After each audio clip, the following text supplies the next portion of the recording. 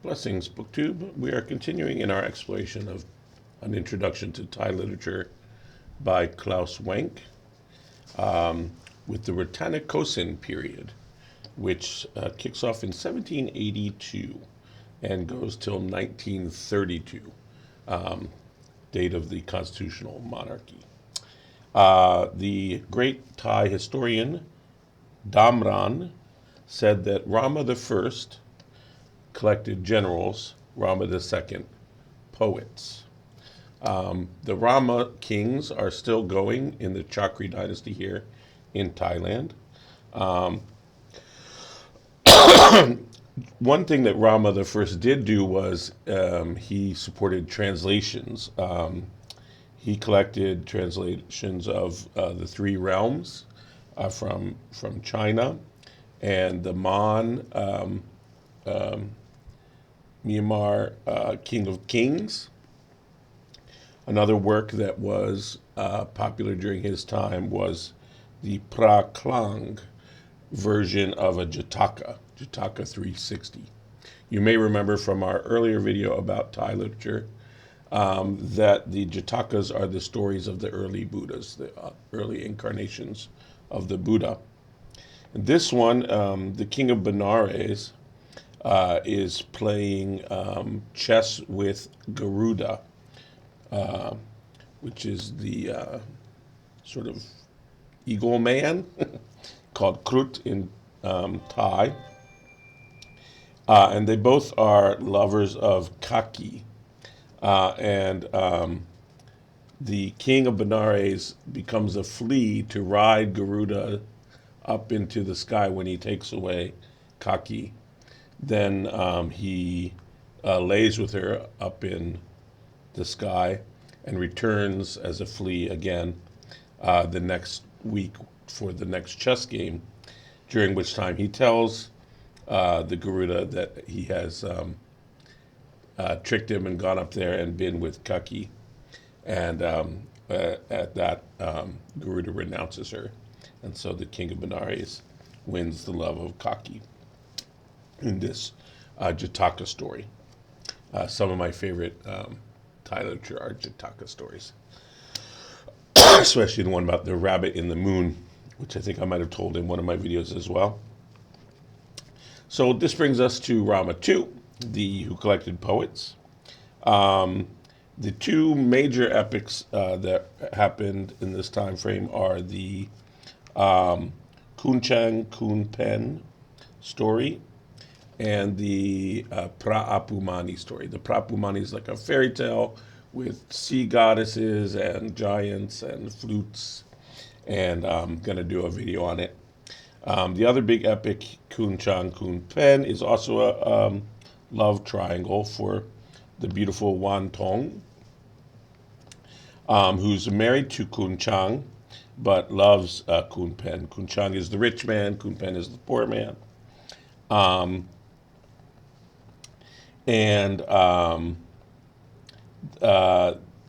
When Chang realizes that his son, he thinks his son, is not his, it's Khun's, they have a conflict which ends tragically. I don't want to say too much in case I do a video on that one as well. And I think I have a picture that I'm going to show as well, which sort of gives it away. But anyway, it's done in a meter that SUNTHORN invented, the author SUNTHORN invented, who was a monk who had a tragic backstory and a very interesting story, but I'll save that for the Phra video. But anyway, he invented the Komklan meter with inter-rhymings, intervocalic rhyming and inter-assonance, consonant assonance. It's quite lovely. So these stories are fun in and of themselves, but they're really elevated by the poetry. So you can see that Thailand is still very much a literature of poetry. Now, SUNTHORN had some apprentices.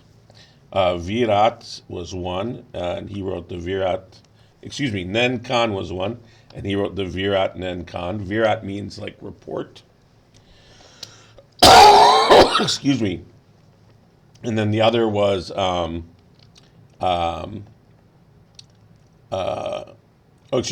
the Virat Nankan was about a trip to the sanctuary in Suphanaburi, and obviously it's quite poetic. And then the other one is by POROMANUCHIT, and he's the son of Rama II. So a lot of princes. Princes do a lot of composing of these poems. So yes, there are a lot of princes. Thai kings have many wives and concubines, so they have many children. Obviously, not all of them are going to become king. So there are a lot of princes, but a lot of them do good works for the nation and good works for literature. So here's one of them, POROMANUCHIT, and he wrote one work called Vanquishing the Burmese, about Narascon, the hero Narascon's fighting the Burmese. He also wrote a treatise on Chan, the Chan poetic form, which is interesting because it's adapting a form that was basically, better suited to polysyllabic, like Pali, which is like Sanskrit. However, Thai is more monosyllabic, tonal. So it's sort of trying to accommodate that. Very interesting. Okay, so next we have some more contemporary, getting closer to contemporary literature. We have more of these reports, a sort of comic, more realistic take on things. We have Naimi's report on the Nirat Suphan, which is about these tax widows, these guys who run away they can't pay their taxes and go to the hills, and then the widows marry tax collectors, and then they're exempted from the tax. And then another author, MAHAMONTRI, wrote the Raden Landi. Now this is a parody of the Inau epic by Khun. Again, it's more realist, but also humoristic. It's taken from the Inau epic. It's taken from the Parji tales from Java. And gonna share a little excerpt of that with you now. So this is a parody of an epic, so I thought I would choose that as sort of giving you a little bit of both, so I don't take up too much of your time, and the excerpt's not too long either. I shall give an account about poor Raden Landi, who, sole ruler of himself, saunters among the marketplace near the big swing in front of the temple of Brahma. He lives in a castle with thin pillars and a broken top. A buttressed wall surrounds the palace, made of spiny thorns. He has soldiers howling and barking, they tell the hours, waiting to destroy malicious enemies. With his fiddle moving from one house to another, begging for some rice, which is offered to him as sustenance for life. No one hates him, neither woman nor man. Some people submit themselves as to a majesty. At nightfall, when dusk descends, mosquitoes come. He lights a smoldering fire, lies down to sleep on a bamboo mat instead of a diamond-studded bed. The ruler of the earth becomes intoxicated with hashish. When sun rays arise at dawn, he stoops over a basin to wash his face. He then eats the rice that remains stuck together with fish skin. He then proceeds to the river to take a bath. He dives 3 times to clean off the dirt and sweat. He goes up the steps and enters the room, mixes perfume with white powder, and rubs his cheek and chin in the manner of cats. Fastens his trousers with an ornamental pin. He wears his heavy cloth of white color as a belt with fringes, like a scribe of the Lawa from Laos. All this looks like the beginning of a shadow play. He wears a wreath of nuts, his carrier bag around his neck. He looks magnificent, even better than Pani. In his hand he wields a club to ward off the dogs.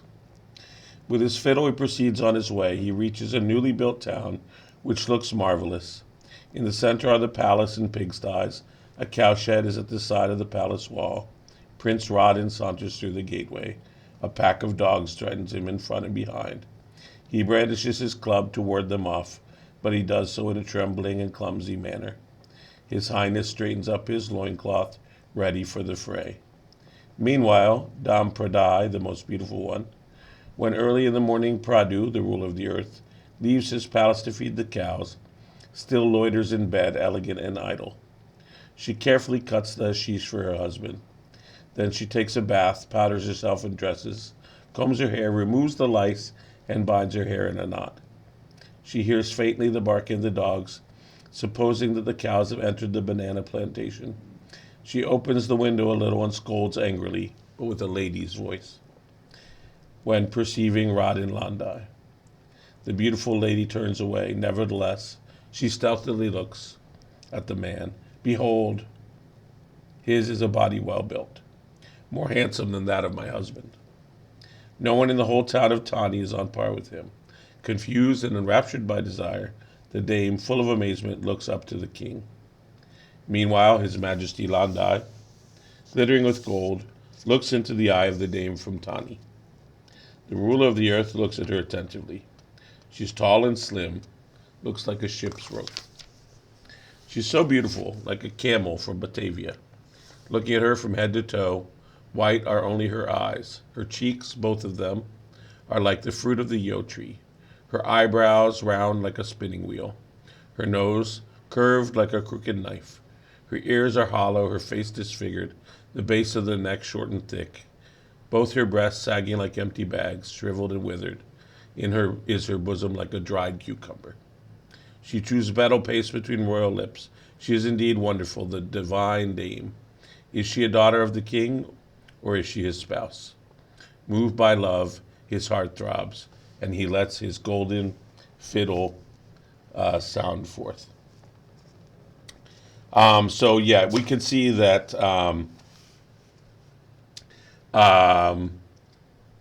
there's some lice in the hair of the epic here. So this is definitely taken down to earth, sagging even. All right, so these parody tales, by the way, have an interesting, as I said, from Java. So we can see it with Thai literature drawing from Chinese and Burmese and Javanese and all over. But a very interesting connection with this parody tale is that this is the marriage of the 9 princesses. Where have we seen that? Well, wait for my video on the 9 cloud story from Korea. Okay, so there's an armory clerk named Khun, who is a woman who wrote the obituary of Monkut, is RAMA 4. So this is our first big grand dame of letters in Thailand. Then there's Supasit, who wrote didactics, Son Ying, moral poetry. Excuse me. Supasit is didactic, Son Ying is moral, and the poetry is anonymous. Rama 5, now the time of Rama 5 is King Chula. And now we have really the influence, foreigners are coming in at this point, Westerners, I should say. And now we have the beginning of more prosaic literature. We have another Lakhon, like the crocodile wife one, which I forgot to tell you about under Rama 1. This is the Lakhon Pa, which is about the Semang people, Negritos as they used to be called. Sort of Romeo and Juliet story. And then Rama 6 is actually sent off to Oxford, learns Latin, the whole bit. He does a little literature, boat song, nostalgia for books. But now really we're entering the contemporary era. which is the last chapter in the book. And I'll just mention 6 more authors from then. And it just says the literature of the present, no dates are given. Obviously, 1932 till now, I suppose. Okay, so although they don't mention authors, certainly not in the 2000s, this book came out in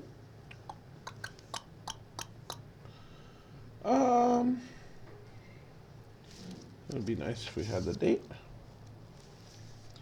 95. So there wouldn't be any authors past 95. All right, so contemporary Thai literature. One great work by YAKHOP is Victory in Every Direction. Another is called The Good Man Rejected by the World, and that is by Sot Marohit, who also wrote about Peking. He had been to China, and he wrote about, he was an idealist, and he actually founded a model village. So he sort of lived his ideal. Sort of like, I guess, Tagore in India, that kind of thing, or Tolstoy. All right, then we've got The Good People. That is by Dok Maisot, who's a female writer. And this was all about the perfect woman, the Thai perfect woman. Then there's Defilement by To Hyanti, who's also a woman writer. And that one is about prostitutes. So a real contrast there. Then we have by Suwani Sukonta, another woman. We have Khau Cheu Khon. That means my name is, or her name is Khon, or their name is Khon. And this is about rural life. He's a doctor. It's about corruption. It was quite controversial because it talks about corruption. The Path of Maximum Resistance is called. And finally, we end with Luk Isaan, which is the Blood and Soil, and probably the most famous Thai novel abroad. And that's by Kampun. And that's it for Thai literature. I hope you got a little bit of an idea of its depth and breadth and peculiar features. And you got royal influences. You've got obviously the Buddhism, the religious aspects, the beautiful poetry, the